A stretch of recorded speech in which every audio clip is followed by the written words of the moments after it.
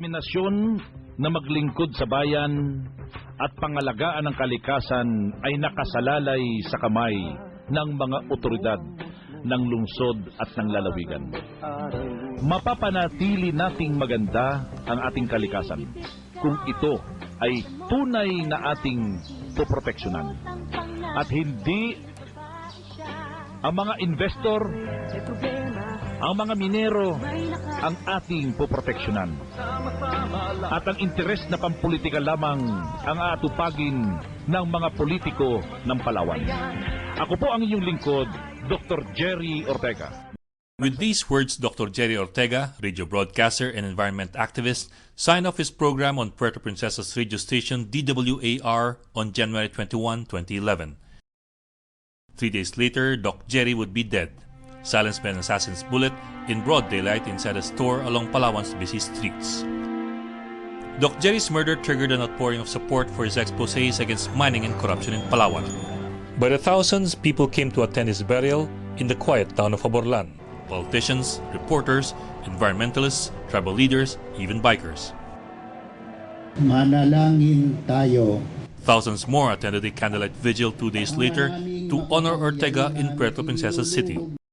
In death as in life, Doc Gerry's causes as an environmentalist and broadcaster had clearly struck a nerve in Palawan, that is known to be the Philippines' last environmental frontier. Ang dami kong mga taong hindi kilala na I ended up hugging dahil naging inspirasyon si Daddy sa kanila. Hindi lang kasi siya madaldal Merong depth, meron siyang pinaglalaban. At hindi lang siya basta salita, meron siyang nagagawa. And whatever he says, everybody listens essentially. It's prime time, starts at 6:30, it ends at 9 o'clock. Redempto Anda is a Palawan-based journalist and a friend of Ortega. He says that the broadcaster's hard-hitting commentary made the doctor an easy target. It's obvious that Gerry has made enemies, a lot of enemies on different fronts. What he did in the political front could be the main reason bakit siya pinatay. Doc Gerry was the second radio broadcaster shot dead in Palawan in recent years. In 2006, Fernando Dong Batul was also murdered in Puerto Princesa. The police managed to capture the alleged gunman, but the mastermind of Batul's murder remains unidentified 5 years later. But unlike Batul's case, in Doc Gerry's case, the authorities say they believe they have made headway in identifying the alleged mastermind. At saka very big difference That incident walang nahuli na immediately after the incident. Ito, meron kagad Nandiyan yung gunman, nandiyan yung baril, na-identify yung may-ari ng Kaya, kompleto. The capture of the gunman in Doc Gerry's case is a tribute to two things: uninvolved citizenry and technology. Puerto Princesa's closed-circuit cameras showed that on the morning of the murder, the gunman waited for 3 hours along the national highway outside the pet clinic where Doc Gerry works as a licensed veterinarian. Doc Gerry arrived at 10:20 in the morning after finishing his radio show at the DWAR studio. But instead of going straight to his pet clinic, Doc Gerry passed by a store selling second-hand clothing a few meters away from his clinic. At 10:24, the gunman made his move, crossed the street, and approached Doc Gerry. The actual murder is hidden from the view of the camera. At 10:42 in the morning, January 24, 2011, a gunshot to the back of the head killed Dr. Gerry Ortega. Within seconds, the gunman reappeared on the CCTV screen, running across the street to safety. Note the red fire truck that happened to be passing by as the gunman rushed to escape. The surprised firemen heard a gunshot and saw a man running away with a pistol in one hand. But instead of taking cover, the firemen chased the armed man and arrested him a few hundred yards away. The gunman was later identified as Marlon de Chavez Ricamata, a hired gun from Quezon Province. The authorities also found CCTV footage of Ricamata arriving in Palawan along with 2 accomplices, Dennis Aranas and Armando Noel Loria. Aranas was arrested days later in Coron, Palawan. A few weeks afterwards, Loria surrendered to authorities. The police traced the ownership of the gun to lawyer Romeo Serratubias, who served as provincial administrator under former Palawan Governor Joel T. Reyes. PCIJ tracked down Serratubias, but he declined to be interviewed on advice of his lawyer. Nonoy Regalado, an aide of Reyes, had confessed to procuring the weapon from Serratubias. Rodolfo Edrad, a former Marine, was identified as the coordinator for the group that murdered Doc Gerry. Edrad also surrendered to the authorities a few weeks after the murder. He was a former close-in security aide of former Marinduque Governor Jose Carrion before allegedly working as a bodyguard for Reyes. Patria Ortega, Doc Gerry's widow, soon filed murder charges against Reyes, Carrion, and Coron Town Mayor Mario Reyes, brother of the former governor. The Reyeses have vigorously denied the charges. Sinasabi niya lang is, kung noon nga hindi natin ginawa yan at hindi tayo nag-isip ng ganyan, how much more ngayon na nanahimik na, tahimik na yung buhay ko eh. I lost in the last elections, lumayo na ako, and then na-feeling ko ngayon parang inaapak-apakan pa nila ako. Yun ang sabi ni Gob. But even as authorities have achieved some progress in investigating Doc Gerry's murder, a disturbing trend worries media observers in Palawan, which used to be a sleepy place, nature's paradise almost, peaceful, not given to violence.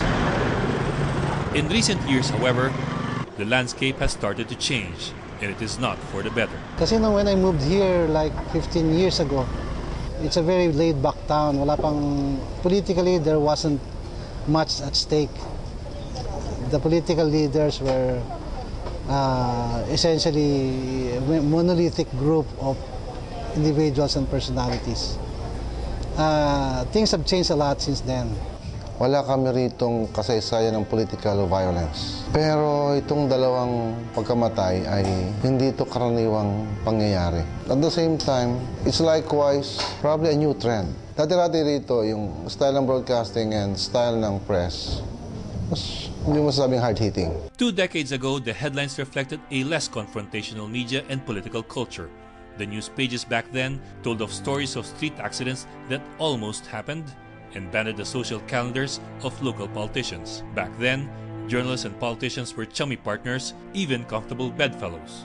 In recent years, the media has broken away from that relationship and taken on a more confrontational stance. The media culture has matured in terms of the media started to look into real issues.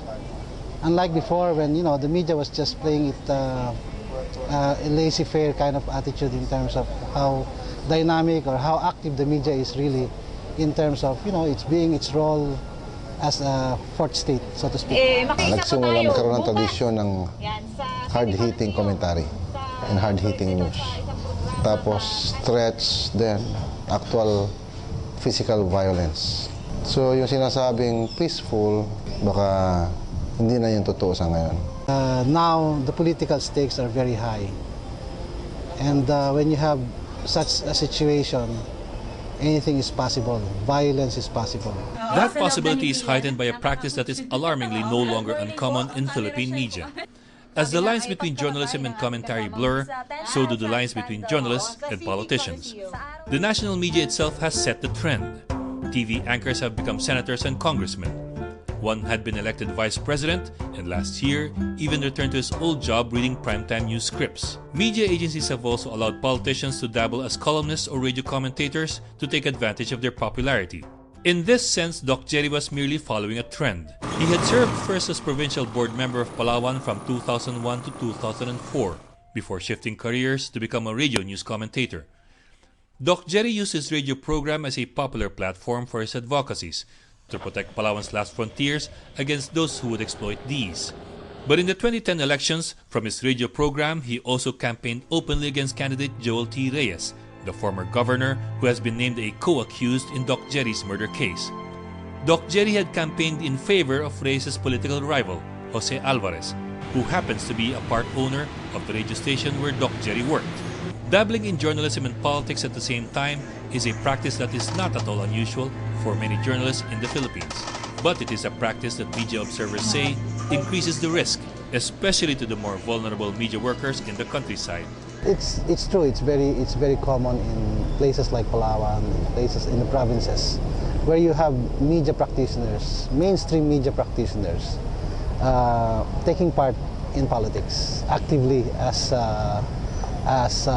partisan players in the political game. As Ortega's case moves forward, Palawan's media takes a second look at its shrinking world. Journalists here fear that the murders of both Batul and Doc Gerry could herald the birth of a culture of violence that for decades had speared the province. There are some who have come forward with solutions that may alleviate the pressure or aggravate it all the more. After Doc Gerry's murder, Puerto Princesa Mayor Edward Hagedorn called local reporters to a meeting and issued a blanket offer to arm the media.